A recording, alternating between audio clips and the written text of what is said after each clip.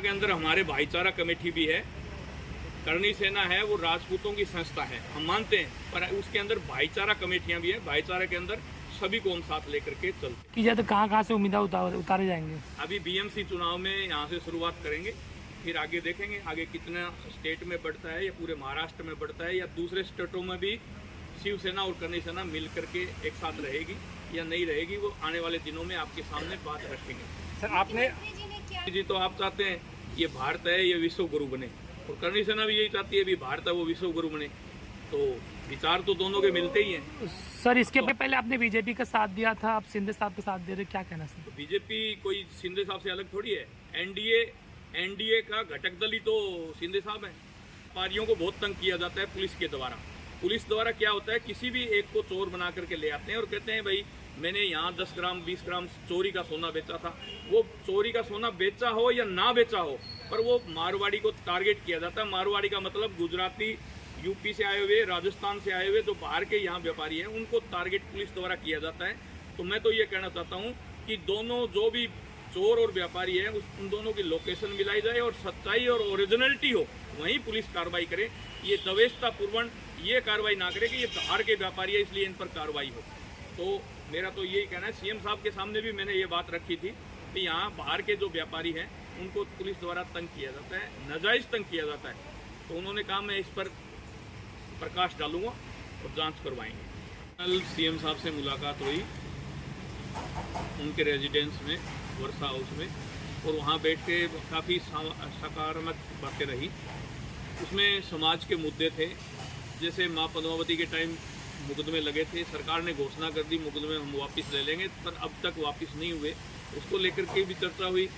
जो ईडब्ल्यूएस आरक्षण श्री राष्ट्रीय राजपूत करनी सेना ने लड़ाई लड़ करके पूरे भारत में जो सवर्णों को आरक्षण दिलाने का काम किया, जिसमें 14 जातियाँ आती हैं मुख्य रूप से, जिसमें राजपूत, ब्राह्मण, बनिया, शेख, सैयद और कायस्थ, सिंधी, ये काफ़ी पठान, ये जातियाँ आती हैं।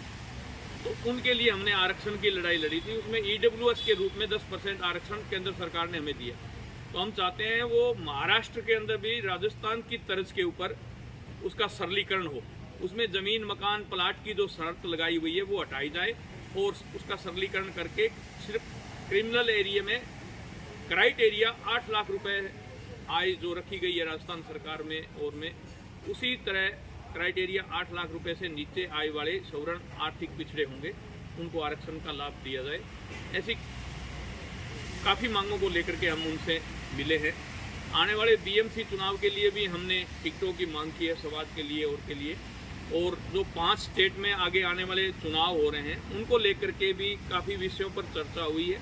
तो सीएम साहब के साथ काफ़ी सकारात्मक बातें हुई और हमने ये तय किया उनसे मिल करके, हमारे जो कोर कमेटी के सदस्य हैं उनसे भी 1-2 से बात की, और भाई हम जल्द ही कोर कमेटी के अंदर जो बातें हुई हैं वो रखेंगे, और बात रखने के बाद जो भी कोर कमेटी हमारी डिसीजन लेगी उसके ऊपर हम आगे बढ़ेंगे।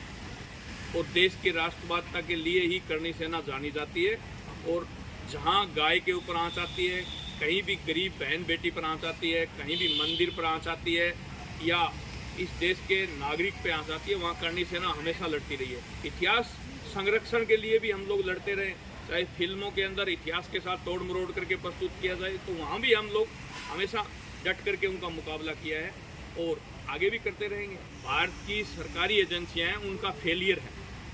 सीमा का ये मुद्दा नहीं कि वो यहाँ किसी से प्यार करती थी वो आ गई, वो भारत की सीमा क्रॉस करके भारत में कैसे आ गई। सबसे बड़ी बात तो ये है, भारत की खुफिया तंत्र और भारत की जो एजेंसियां हैं उनको सोचना चाहिए और सोचने पे विवश होना चाहिए कि ये एक महिला होते हुए आ गई, तो वहाँ तो कोई भी आ सकता है, टेररिस्ट कैसे भी आ सकते हैं पाकिस्तान से, आतंकवादी दूसरे रास्ते से दूसरे देश के होते हुए जैसे नेपाल होकर के आगे। तो ये सरकारी एजेंसियों को सोचना चाहिए। मैं तो ये कहना चाहता हूँ उसको 4 बच्चे पैदा करने के बाद प्यार उमड़ा, और वो भी ये भारत के एक लड़के से। क्या 4 बच्चे वैसे हंसते खेलते ही पैदा कर लिए कि उसने प्यार में नहीं हुए क्या वो, या उसने शादी नहीं की थी? तो ऐसी महिला है वो, उसकी जांच एजेंसियों को जांच करनी चाहिए भी ये मामला ओरिजिनल है क्या।